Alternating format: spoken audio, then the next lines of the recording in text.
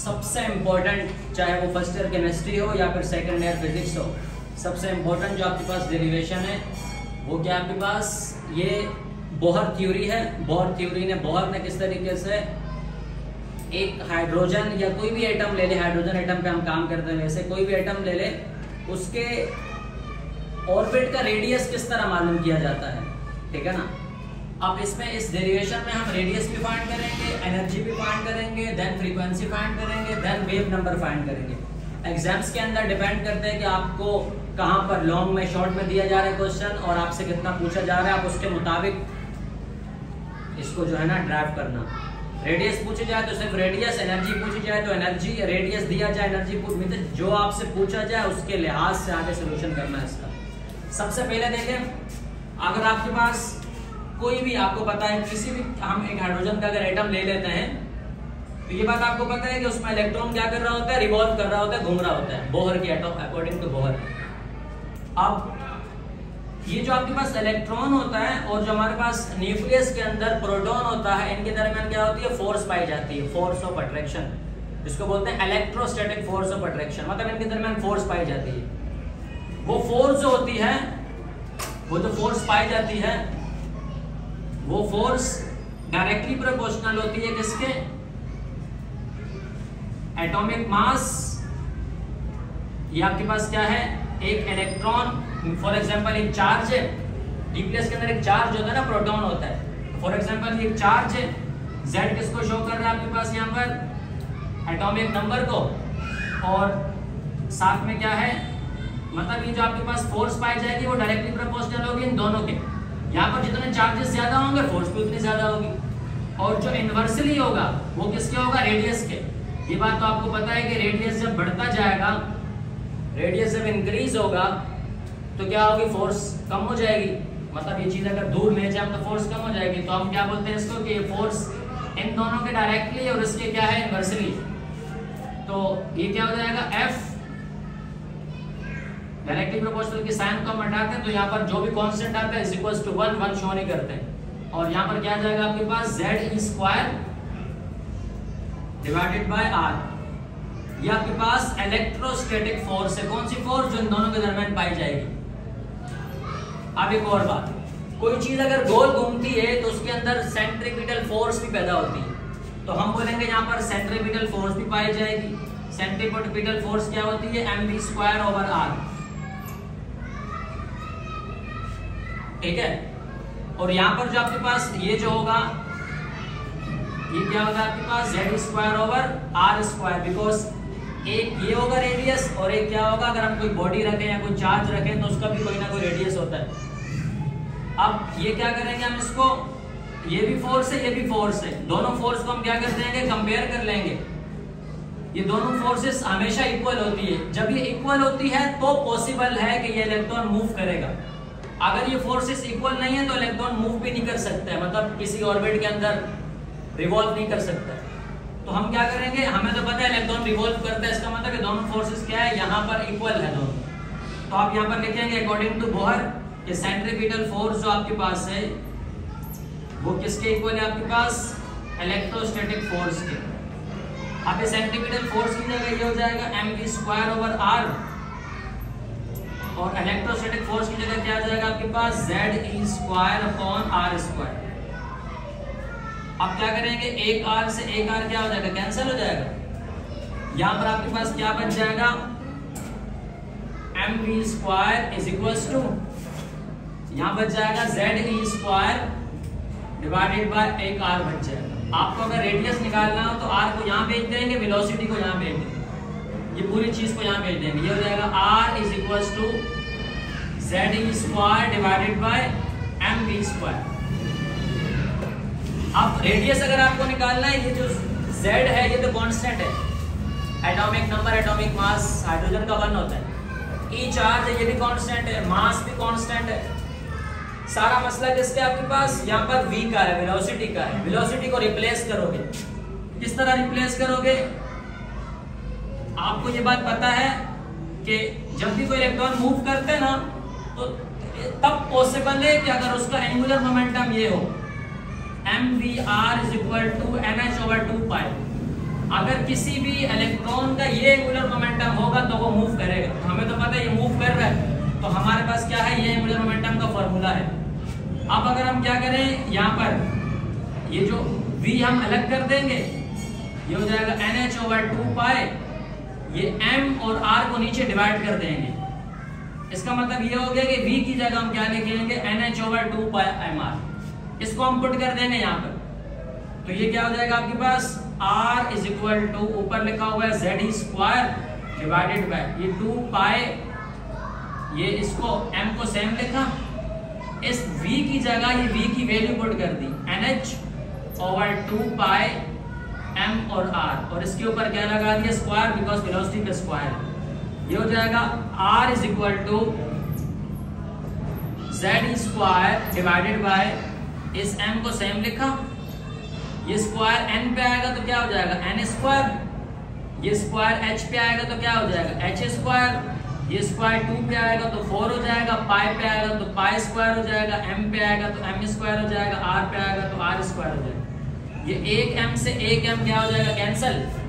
तो यहाँ पर आपके पास बच जाएगा r इज इक्वल्स टू, ऊपर आपके पास बचा z स्क्वायर, और नीचे आपके पास क्या लिखा हुआ है, n square h square divided bye 4 pi square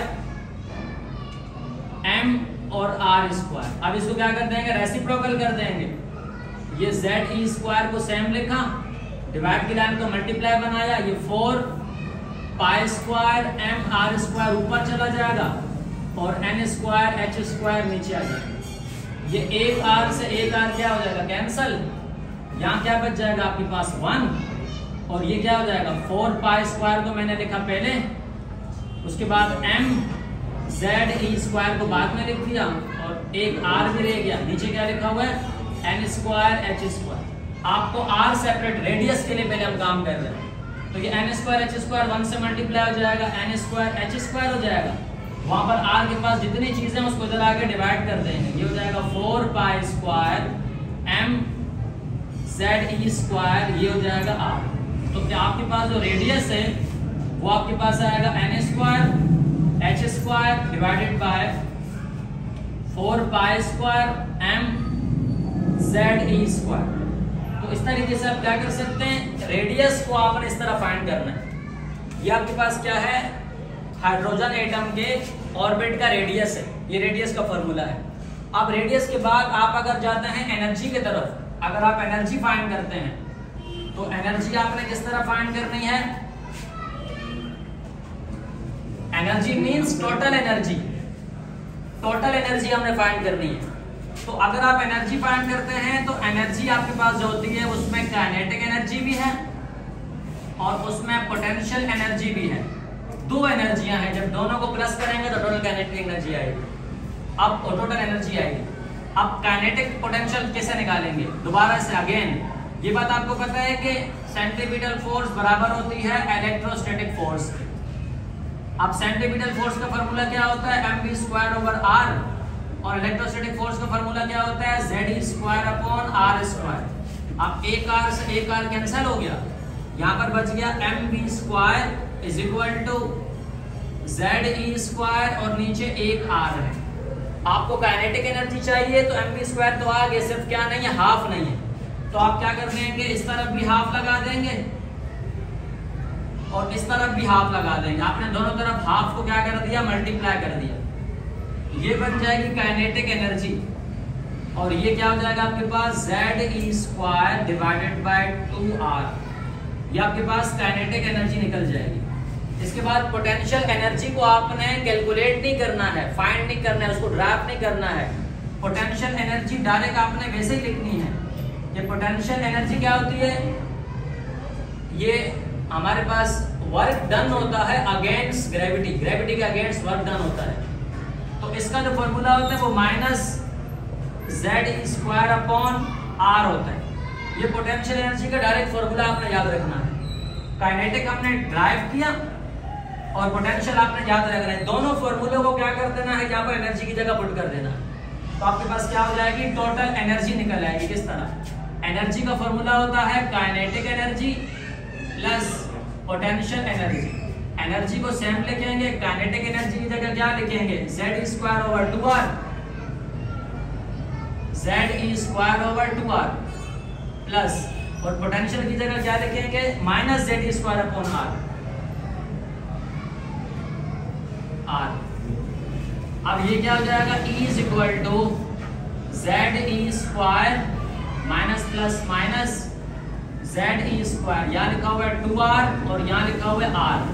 अब क्या करोगे एलसीएम, इस r को यहाँ मल्टीप्लाई कराएंगे तो जेड स्क्वायर r, इस 2r को यहाँ मल्टीप्लाई कराएंगे तो 2z स्क्वायर r, और इन दोनों को आपस में मल्टीप्लाई कराएंगे तो 2r स्क्वायर। ऊपर से r कॉमन है, r को आपने ले लिया कॉमन, बल्कि r कॉमन लेने से बेहतर है पहले आप ये देखें, plus minus minus 2z square r में से 1z स्क्वायर r माइनस होगा तो 1z स्क्वायर और r बच जाएगा।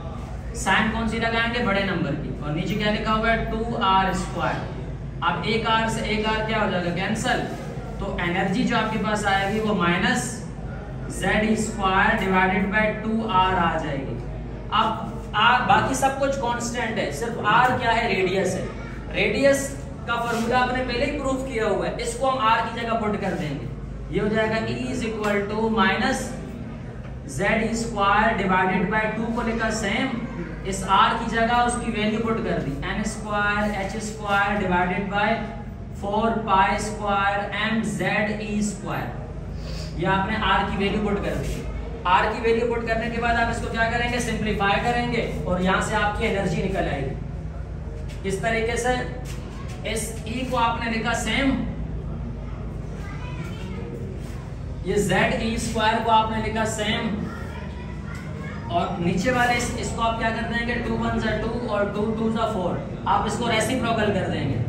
ये 2 पाई स्क्वायर, ये 2 pi square m z square, ये ऊपर चला जाएगा, और ये जो लिखा हुआ है n स्क्वायर h स्क्वायर ये नीचे आ जाएगा। ये हो जाएगा E इज इक्वल टू, ये 2 पाई r स्क्वायर शुरू में आ जाएगा,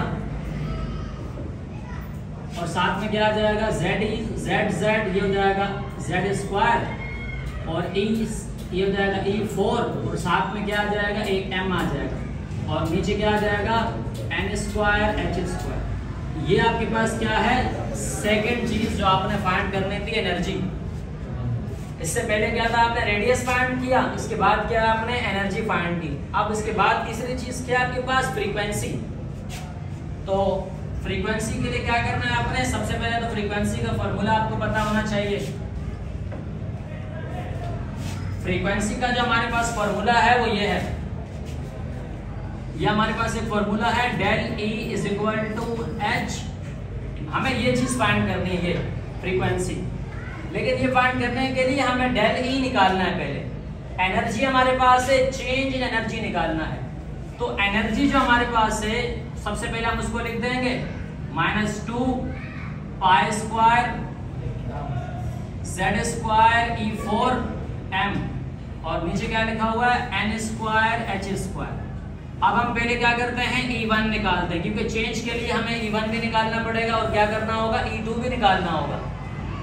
E1 निकालने के लिए हम क्या करेंगे, इस -2 को सेम लिखेंगे, z स्क्वायर E4 को सेम लिखेंगे, ये जो आपके पास n है ना, इसके साथ आप लगा देंगे 1। जब E1 लिखेंगे तो इसके साथ खाली क्या लगाएंगे, 1 लगाएंगे। जब आप E2 निकालेंगे तो फिर भी सेम लिखेंगे, सारा सब कुछ सेम लिखेंगे, सिर्फ क्या करेंगे, इस n के साथ जो आपने अभी 1 लगाया था ना, इस n के साथ आप 2 लगा देंगे, बिकॉज ये सारी चीजें कांस्टेंट है। कांस्टेंट चीजों के साथ हम चेंज नहीं लगाते हैं, ये सिर्फ n चेंज होगा, first orbit, second orbit, first level, second level. अब आपने चेंज निकालना है तो डेल्टा E जो होता है वो बराबर होता है E2 माइनस E1। अब delta E is equals to, E2 की जगह क्या लिखेंगे, ये लिखेंगे -2 pi square z square E4m divided by n2 का स्क्वायर और h स्क्वायर, फिर माइनस, फिर E1 लिखेंगे, E1 की जगह ये लिखेंगे -2 pi square z square E4m divided by n1 square और h स्क्वायर। ये हो जाएगा del E is equal to, ये हो जाएगा -2 pi square Z square E 4m divided by n2 का square h square, minus minus plus हो जाएगा, ये हो जाएगा 2 pi square Z square E 4 और m, नीचे क्या आ जाएगा आपके पास n1 स्क्वायर और h स्क्वायर। अब आपने क्या करना है, कॉमन लेना है। कॉमन क्या लेंगे आप, जो चीज़ दोनों में सेम है वो आपने ले लेना है कॉमन। कॉमन कैसे लेंगे, देखिए ये आपने लिखा है del E is equals to 2 भी कॉमन है, पाई स्क्वायर भी कॉमन है, जेड स्क्वायर भी कॉमन है, ई 4 भी कॉमन है, एम भी कॉमन है, नीचे से एच स्क्वायर भी कॉमन है। सिर्फ क्या रह जाएगा n2 स्क्वायर और n1 स्क्वायर।